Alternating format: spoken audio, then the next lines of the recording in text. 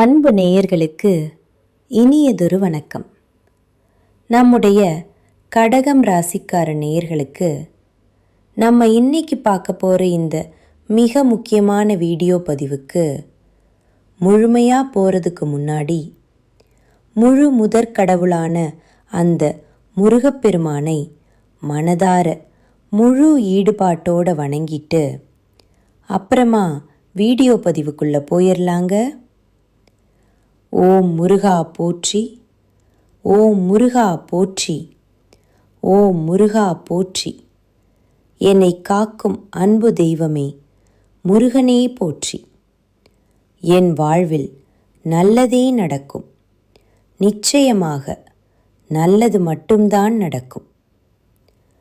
பொதுவாக நம்மளோட கடகம் ராசிக்காரங்க அப்படின்னு எடுத்துக்கிட்டாலே இவங்க கடவுளை சும்மா பேருக்கு கும்பிட மாட்டாங்க. கடவுளை கண்மூடித்தனமாக முழு நம்பிக்கையோடு நம்புவாங்க. அது மட்டும் இல்லாமல் தன்னோட சொந்த உழைப்பால் மட்டுமே வெற்றி பெறக்கூடியவங்களாக இவங்க இருக்காங்க. இவங்களை பொறுத்த வரைக்கும் தான் மட்டும் நல்லா இருக்கணும், தனக்கு மட்டும் எல்லாம் கிடைக்கணும் அப்படிங்கிற அந்த சுயநலம் எல்லாம் துளி கூட கிடையாதுங்க. தன்னை சுற்றி இருக்கிற எல்லோருமே நல்லா இருக்கணும், எல்லாருக்கும் எல்லாமே கிடைக்கணும் அப்படிங்கிற ஒரு உயர்ந்த பொதுநல குணத்தோட இவங்க வாழ்ந்துக்கிட்டு இருக்காங்க. சிறந்த தலைமை பண்புக்கு ரொம்பவே பொருத்தமானவங்களாக இவங்க இருக்காங்க. இவங்க எதையுமே அவசரப்பட்டு செய்யாமல் மெதுவாக, அதே நேரத்தில் ரொம்ப நிதானமாக நிச்சயமாக வாழ பிறந்தவங்களாக இருக்காங்க. இந்த உலகத்தில் எதையாவது சாதிச்சு ஒரு பெரிய மாற்றத்தை கொண்டு வரணும் அப்படிங்கிறதுக்காக இரவு பகல் பாராமல் உறக்கம் இல்லாமல் உழைச்சிக்கிட்டே இருக்காங்க. இவ்வளவு அருமையான, இவ்வளவு உன்னதமான நற்குணங்களை கொண்ட என் அன்பு கடகம் ராசிக்கார சொந்தங்களே, எல்லாரும் எப்படி இருக்கீங்க? எல்லாரும் ஆரோக்கியமாக சௌக்கியமாக இருக்கீங்களா? என்னம்மா நீங்கள் வேற வேலை இல்லாமல் எங்களை பார்த்து இப்படி ஒரு கேள்வியை கேட்குறீங்களே? இப்போ எங்கள் வாழ்க்கையில் இருக்கக்கூடிய பிரச்சனைகளை எல்லாம் பார்த்தா நாங்கள் ஆரோக்கியமாக இருக்கிற மாதிரியாக தெரியுது. நாங்களே ஒவ்வொரு நாளும் கண்ணீர் சிந்தி வாழ்ந்துக்கிட்டு இருக்கோம். நீங்கள் வேற எங்ககிட்ட வந்து காமெடி பண்ணுறீங்க அப்படின்னு உங்கள் மனசில் நீங்கள் நினைக்கிறது எனக்கு நல்லாவே புரியுதுங்க. என் அன்பு கடகம் ராசிக்காரர்களே, கலங்காதீங்க. உங்கள் வாழ்க்கையில் இருக்கக்கூடிய இந்த கஷ்டமான சூழ்நிலை எல்லாமே இனி வரக்கூடிய காலங்களில் பனி போல மறைய போகுதுங்க. உங்களுடைய நீண்ட நாள் ஆசைகள், உங்களுடைய கனவுகள் எல்லாமே ஒவ்வொன்றா நிறைவேற போகுது. இதுவரைக்கும் திருமணமாகாதவங்களுக்கு கூடிய சீக்கிரமே டும் டும் டும்னு கெட்டி மேளம் கொட்டி திருமணம் நடக்க போகுது. அதே போல குழந்தை பாக்கியம் இல்லாதவங்களுக்கு மழலை செல்வம் கிடைக்க போகுது. பூர்வீக சொத்து ரீதியாக இருந்த அனைத்து விதமான பிரச்சனைகளுக்கும் ஒரு நிரந்தரமான தீர்வு கிடைக்க போகுது. உங்களுக்கு நியாயமாக வரவேண்டிய அந்த பூர்வீக சொத்து தானா தேடி வந்து உங்கள் கையில் சேரப்போகுதுங்க. அது மட்டும் இல்லாமல் இது நாள் வரைக்கும் உங்களை வேண்டாம்னு உதறி தள்ளிட்டு போன சொந்த பந்தங்கள் எல்லோருமே இனி வரக்கூடிய காலங்களில் உங்களை தேடி உங்கள் உறவு வேணும்னு கேட்டு வரப்போகிறாங்க. நம்மளுடைய கடகம் ராசிக்காரங்க மனம் இருந்தா மார்க்கம் உண்டு என்பதை வேத வாக்காக கொண்டவங்க. இவங்க நினைத்ததை சாதிக்க முடியும் என்ற அந்த அசைக்க முடியாத நம்பிக்கையுடன் இருப்பாங்க. அது மட்டும் இல்லை, மற்றவர்களுக்காக போராடக்கூடிய ஒரு ரொம்ப நல்ல மனம் கொண்டவங்களா இவங்க இருக்காங்க. இவர்களை பிடித்தவர்களை பற்றி யாராவது குறை சொன்னா இவங்களால தாங்கிக்கவே முடியாது. உடனடியாக அதுக்கு சரியான பதிலடி கொடுப்பாங்க. ஆனால் உங்கள் வீட்டில் ஏதாவது கெட்ட சக்தி இருந்தா அது இவர்களின் இந்த அதிகப்படியான பிடிவாதத்துக்கு ஒரு காரணமாக இருக்கலாம். அதனால் சில விஷயங்களில் அந்த பிடிவாதத்தை விட்டு கொடுத்து மற்றவர்களை அனுசரித்து தாஜா செய்து காரியங்களை சாதிக்க முயற்சி செய்யுங்க. முக்கியமாக உங்கள் வீட்டில் இருக்கிற அந்த கெட்ட சக்தியை விரட்ட வாரம் தோறும் திங்கட்கிழமைகளில் உங்கள் வீட்டு வாசலில் பூஜை செய்யுங்க. ஒரு நல்ல தேங்காய் வாங்கி உங்கள் வீட்டு சாமி ரூமில் வச்சு அதுக்கு மஞ்சள் குங்குமம் எல்லாம் இட்டு பூ வைத்து மனதார கும்பிடுங்க.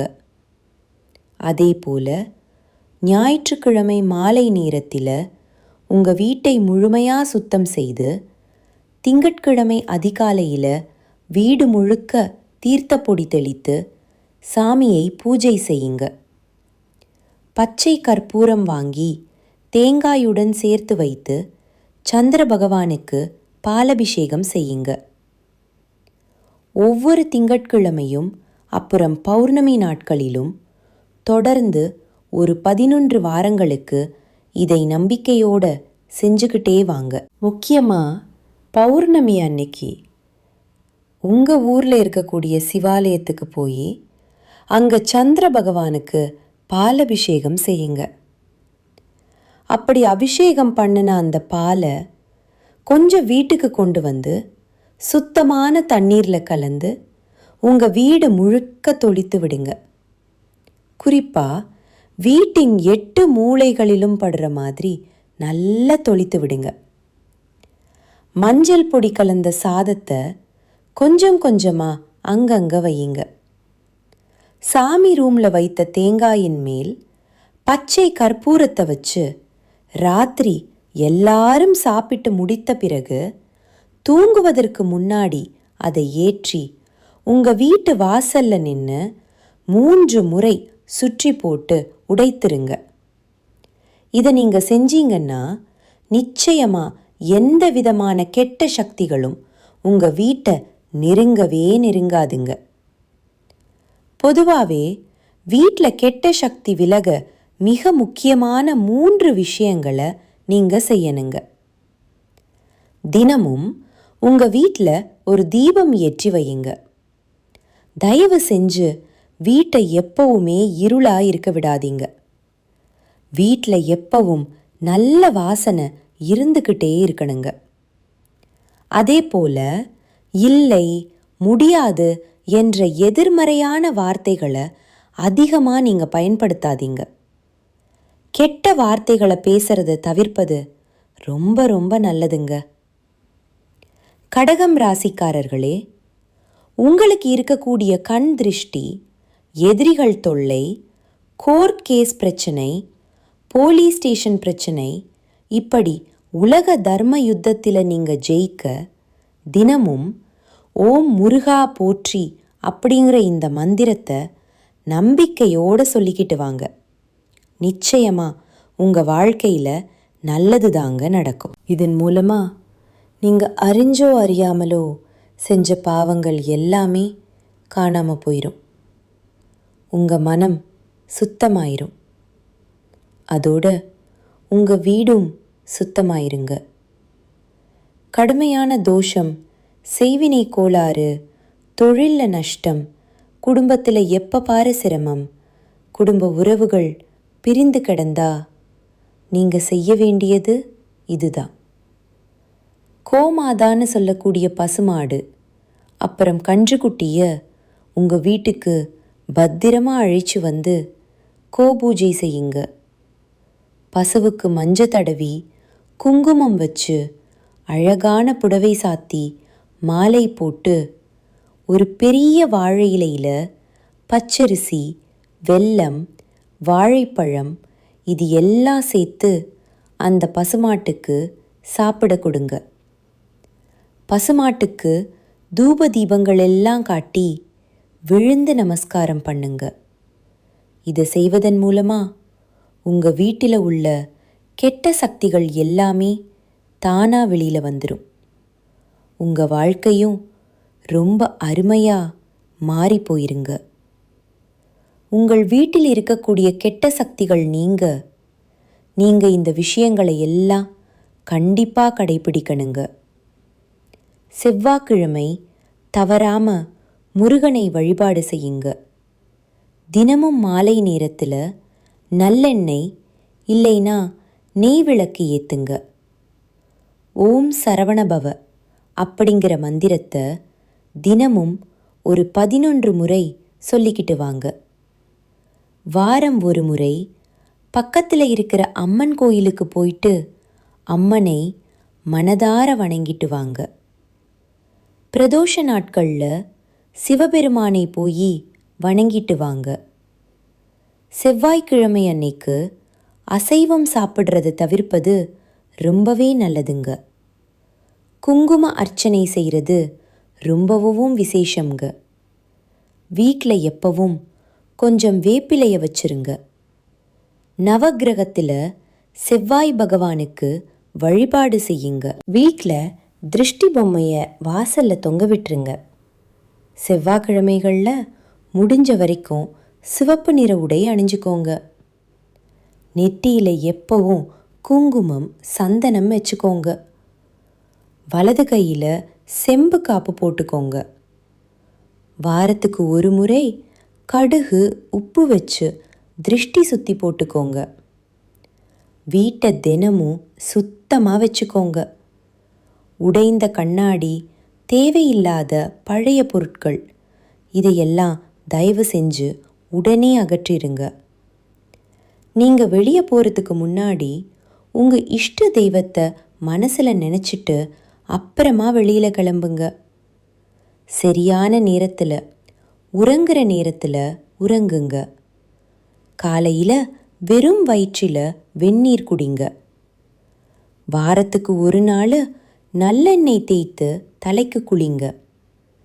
கோபத்தை எப்பவும் கட்டுப்பாடோடு வச்சுக்கோங்க. தேவையில்லாமல் பெருமை பேசாமல் இருக்கிறது உங்களுக்கு ரொம்பவும் நல்லதுங்க. எல்லோர்கிட்டையும் உங்கள் ரகசியத்தை பகிரக்கூடாதுங்க. மனம் கலங்கும்போது அமைதியாக மௌனமாக இருந்துக்கோங்க.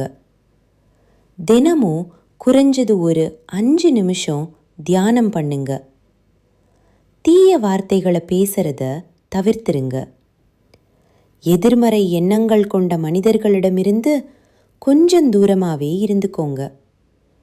பொறாமை, கோபத்தை குறைச்சிக்கோங்க. பிறரை மதித்து பேசுங்க. தினமும் நன்றி சொல்லும் பழக்கத்தை வச்சுக்கோங்க. செவ்வாய்க்கிழமை அன்னைக்கு சுண்டல், பச்சை பயிரை தானமாக கொடுங்க. ஏழைகளுக்கு அன்னதானம் உணவு வழங்குங்க. பொன்னாங்கண்ணி கீரை, அகத்திக்கீரையை உங்களுடைய உணவில் அடிக்கடி சேர்த்துக்கோங்க. காரம் அதிகமாக சாப்பிடாதீங்க. முடிஞ்ச வரைக்கும் காரத்தை தவிர்த்துக்கோங்க. வாரத்துக்கு ஒரு நாள் பழம் மட்டும் சாப்பிட்டு விரதம் இருங்க. வெல்லம் கலந்த நீரை தினமும் குடிங்க. சிவப்பு நிற பூக்களை தானமாக கொடுங்க. வீட்டில் தினமும் விளக்கு முன் 1 டம்ளரில் நீர் வச்சிருங்க. எலுமிச்சை, மிளகாய் இதையெல்லாம் வாரம் ஒரு முறை மாற்றுங்க. இரவு தூங்குறதுக்கு முன்னாடி உங்கள் இஷ்ட தெய்வத்தை நினைத்து பிரார்த்தனை பண்ணிட்டு தூங்குங்க. செவ்வாய்க்கிழமை மாலை நேரத்தில் நீங்கள் செய்யக்கூடிய ஒரு அற்புதமான பரிகாரம் என்னன்னு பார்க்கலாம்.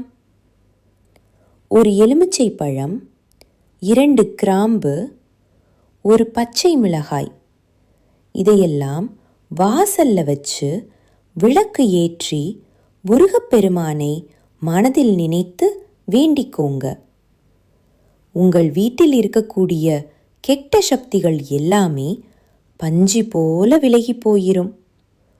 உங்களுடைய குடும்பத்தில் நல்லது தாங்க நடக்கும்.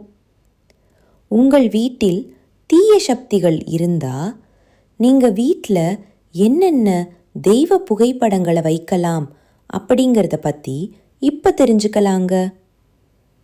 காஞ்சி காமாட்சி அம்மன் தீய சக்திகளை அழிக்கக்கூடிய அபாரமான சக்தி இந்த தெய்வத்துக்கு இருக்கு. வீட்டில் தைரியம், பாதுகாப்பு தரக்கூடியதா இது இருக்கும். அடுத்தது காளி, பத்ரகாளி. கெட்ட சக்திகள், கண் திருஷ்டியை விளக்க இது ரொம்பவே உதவுது. பயம், தடைகளை நீக்க இது உதவும். மகாவிஷ்ணு, மன அமைதி, பாதுகாப்பு தரக்கூடிய தெய்வம். எதிர்மறை எண்ணங்களை குறைக்கிறதுக்கு இந்த தெய்வம் உங்களுக்கு ஒரு பெரிய பாதுகாப்பாய் இருக்கும். ஆஞ்சநேயர், தீய ஆவிகள் பயம் விலக நம்மளுக்கு ஆஞ்சநேயர் எப்பவும் துணையாயிருப்பாரு. வீட்டை காக்கக்கூடிய காவல் தெய்வமாய் இவர் இருப்பாரு. பைரவர், இவர் இரவு நேர எதிர்மறை சக்திகளை விலகக்கூடியவராயிருக்காரு. வீட்டு சுற்றுப்புற பாதுகாப்புக்கு பைரவர் ரொம்பவே பாதுகாப்பாயிருப்பாரு. நரசிம்மர், தீய சக்திகளை முற்றிலும் அழிக்கக்கூடிய சக்தி இவருக்கு இருக்கு. சக்தி வாய்ந்த பாதுகாப்பு தெய்வமா இவர் இருக்காரு. சாய்பாபா, மன அமைதியை அளிக்கக்கூடிய தெய்வமாயிருக்காரு. தீய எண்ணங்கள், கவலைகளை விளக்க இவர் எப்பவும் துணையாக இருப்பாருங்க. வீட்டில் வடகிழக்கு மூலையில் நீங்கள் இந்த தெய்வ புகைப்படங்களை வைக்கலாங்க. கிழக்கு அல்லது வடக்கு சுவர் இருக்கிற இடத்துல நீங்கள் தெய்வ புகைப்படங்களை வச்சிங்கன்னா தெய்வ அருள் முழுமையாக உங்களுக்கு கிடைக்குங்க. குலதெய்வம் எங்கேயோ இருக்குது, என்னமோ இருக்குது அப்படின்னெல்லாம் நீங்கள் நினைக்க வேண்டாங்க. நீங்கள் எங்கே இருந்தாலும் ஒரு தீபம் ஏற்றி வச்சு அந்த தீப ஒளியில் தெய்வங்கள் இருக்கிறாங்க அப்படின்னு நினச்சி வழிபாடு செய்யுங்க. குலதெய்வமே தெரியாவிட்டாலும் பரவாயில்லை, வீட்டில் தீபம் ஏற்றி வச்சு ஏதாவது ஒரு நல்ல நாளில் தெய்வத்தை மனசில் நினச்சி வழிபாடு செய்யுங்க. குலதெய்வ வழிபாடு உங்கள் குலம் காக்குங்க. குலம் தழைக்கும் முதல்ல குலதெய்வம், அப்புறம் இஷ்டப்பட்ட தெய்வம், அப்புறம் உங்களுக்கு விருப்பப்பட்ட தெய்வங்க. எந்த கோயிலுக்கு போனாலும் என்ன பண்ணாலும் ஏற்றமில்லை அப்படின்னு நீங்கள் சொல்லுவீங்க. தினமும் காலையில் எந்திரிச்ச உடனே சூரிய பகவானை பார்த்து நமஸ்காரம் பண்ணுங்க. அவங்களுடைய அனுக்கிரகம் இருந்தால் போதும். மற்ற கிரகங்கள் எல்லாம் சாதகமாக இல்லைனா கூட பரவாயில்லை, அந்த சூரியனுடைய பிரகாசம் உங்கள் வாழ்க்கையவே பிரகாசமாக மாற்றிருங்க. அந்த வெளிச்சம் உங்களை வந்து சேருங்க. உங்கள் வாழ்க்கையில் இருக்கக்கூடிய கண்ணீர் எல்லாம் கரைஞ்சு போயிடும். கடகம் ராசிக்காரர்களை சுற்றி எப்போதுமே நிறைய பேச்சுக்கள் இருக்குங்க. உங்களை பற்றி கிண்டல் செய்பவர்கள், கேலி செய்பவர்கள், இவங்களை எல்லாம் கண்டுக்காதீங்க. தொழில் எவ்வளவுக்கு முக்கியமோ, சம்பாத்தியம் எவ்வளவுக்கு முக்கியமோ, அதே போல உங்களுடைய உடம்பும் ரொம்ப முக்கியம். உங்கள் மனசும் ரொம்ப முக்கியங்க. ஒரு மனிதனின் உண்மையான மூலதனம், முதலீடு என்ன தெரியுமா? வேற ஒன்றும் இல்லைங்க, உங்கள் மனசும் உங்கள் உடம்பும் தாங்க. அதனால் அதை பத்திரமா பார்த்துக்கோங்க. நல்லதே நடக்கும். நிச்சயமாக என் அன்பானவர்களுக்கு நல்லது மட்டும்தான் நடக்கும். நன்றி, வணக்கம்.